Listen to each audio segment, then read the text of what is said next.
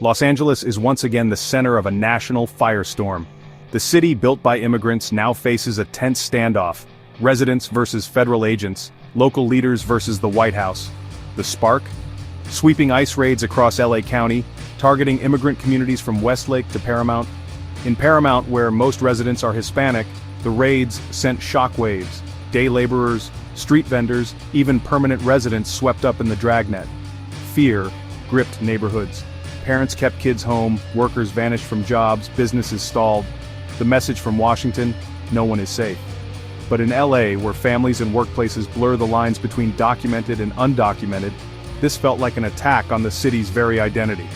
The people targeted weren't statistics, they were neighbors, friends, the backbone of LA's economy and culture.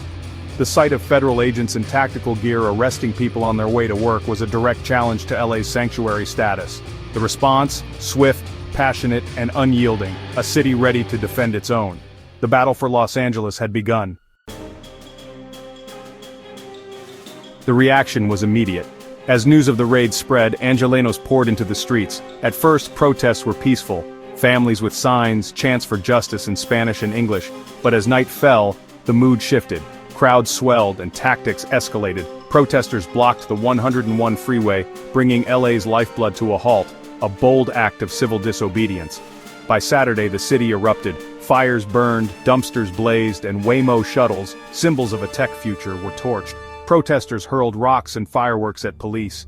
The LAPD responded with tear gas and rubber bullets. The protests morphed from a plea for justice into a raw outpouring of rage against immigration policy, inequality, and a system seen as broken. The city became a battleground, law enforcement struggling to contain the chaos. Los Angeles was burning, and the world was watching. The protests were no longer just about immigration. They were about power, belonging, and the soul of the city. The stakes had never been higher. As unrest spread, the federal government escalated. President Trump, bypassing Governor Newsom, deployed 2,000 National Guard troops to LA under federal command, a move not seen since 1965. Legal experts were stunned. The Guard, usually under state control, now answered directly to the White House. The administration called protesters insurrectionists, framing the crisis as rebellion. Defense Secretary Hegseth put 500 Marines on alert to protect federal property, raising constitutional alarms. The military presence, troops in combat gear, armored vehicles, transformed LA's streets into a war zone. For many, especially immigrants, it was a terrifying show of force. Instead of calming the city, the military deepened the sense of injustice and division. The crisis had become national, the lines drawn sharper than ever. The stage was set for a constitutional showdown.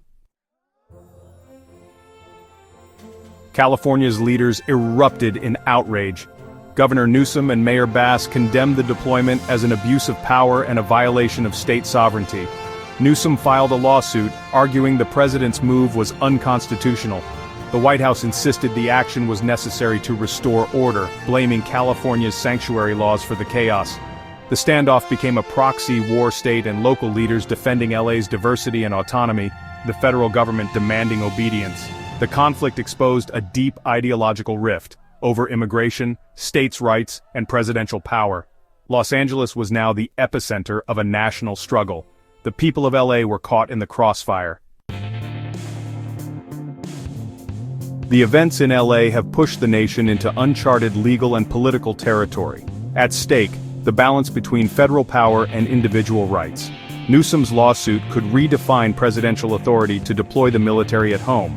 The courts will decide if the president can override states, or if federalism still holds. On the streets, anger and fear persist, but so does resolve. Activists plan more protests. The city remains on edge. The conflict has united Angelenos in defense of their city's character and values. What happens in LA will echo nationwide, shaping policy, rights, and the future of American democracy. The crossroads is here. The path LA chooses will show the nation what comes next. The story is still being written, in the courts, on the streets, and in the hearts of its people.